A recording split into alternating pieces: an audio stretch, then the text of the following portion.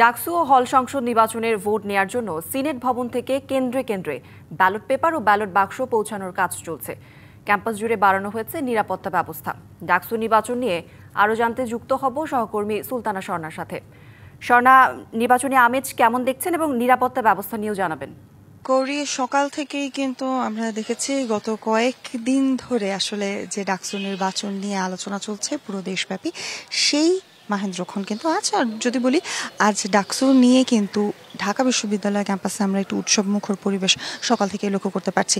এবং গতকাল রাত থেকে নিরাপত্তা ব্যবস্থার কথা আপনি আসলে জানতে চাচ্ছিলেন।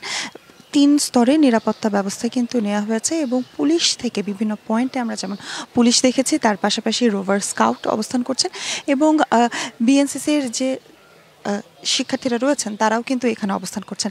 আমরা বর্তমানে অবস্থান করছি টিএসসির সামনে এবং ছাত্র শিক্ষক কেন্দ্র বা এই টিএসসিতেই কিন্তু এবারের নির্বাচনের সর্বোচ্চ সংখ্যক ভোটার ভোট দেবেন। অর্থাৎ 6000-এর বেশি যে ভোটাররা রোকেয়া হল এবং তার পাশাপাশি অন্যান্য হলের যে ভোটাররা ভোট দিবেন, সেই ভোটারদের জন্য কিন্তু এখন ভোট কেন্দ্রগুলো অর্থাৎ যে বুথগুলো রয়েছে সেই বুথগুলো কিন্তু প্রস্তুত হচ্ছে। সকাল থেকে সিনেট ভবন থেকে আমরা দেখেছি যে বক্সগুলো রয়েছে ভোট দান করার পরে আসলে যে ওএমআর শিটগুলো যে বক্সে রাখা হবে সেই বক্সগুলো কিন্তু আসা শুরু হয়েছে।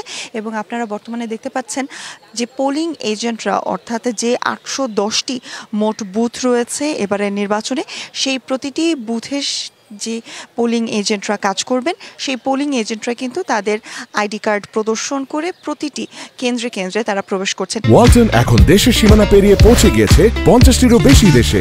ওয়ালটন, ঘরে ঘরে বিশ্বজুড়ে।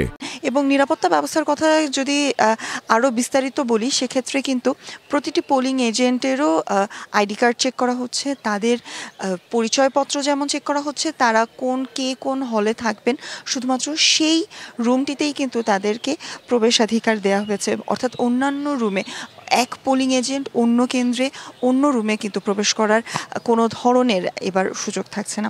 এবং তার পাশাপাশি যদি যুক্ত করি, আজ প্রায় 40,000-এর মতো ভোটার ভোট দিতে আসবেন বিভিন্ন কেন্দ্রে। তাই কিন্তু পুরো ক্যাম্পাস জুড়েই আমরা গত কয়েকদিন ধরে যে উৎসব মুখর পরিবেশ লক্ষ্য করছিলাম, আজ কিন্তু সকাল থেকে সেটি একটু ভিন্ন মাত্রা পেয়েছে। এবং আপনারা দেখছেন বিএনসিসির যে স্কাউটরা রয়েছে তারাও প্রবেশ করছেন ক্যাম্পাসে। অর্থাৎ সহযোগিতা করার জন্য যে ভোটাররা আসবেন তাদের জন্য কিন্তু সকল ব্যবস্থা রাখা হয়েছে। এবং প্রতিটি ভোট কেন্দ্রের বাইরে যে বুথগুলো রয়েছে সেই বুথগুলোর বাহিরে তাদের আইডি কার্ডের নাম্বার দিয়ে কিন্তু আসলে ব্যবস্থা করা হয়েছে। অর্থাৎ 100 থেকে 170 বা 190তম মানুষ যে কেন্দ্রে বা যে বুথে ভোট দিবেন তার জন্য কিন্তু সেই লিস্টটি সামনে দেওয়া হয়েছে।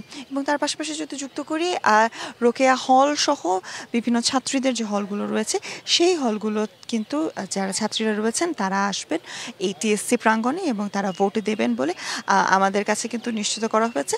এবং তার পাশাপাশি অন্য যে হলগুলো রয়েছে আশা করা হচ্ছে সকাল 8টা থেকেই আমরা আবাসিক শিক্ষার্থীদের দেখতে পাবো এবং পর্যায়ক্রমে যত সময় যাবে তার পরবর্তীতে কিন্তু অনাবাসিক শিক্ষার্থীদেরও ভোট কেন্দ্রে আসতে দেখা যাবে এবং তারা স্বতঃস্ফূর্তভাবে ভোট গ্রহণে অংশগ্রহণ করবেন বলে কিন্তু আশা করছেন প্রশাসন এবং যারা প্রার্থীরা রয়েছেন তারাও করবেন।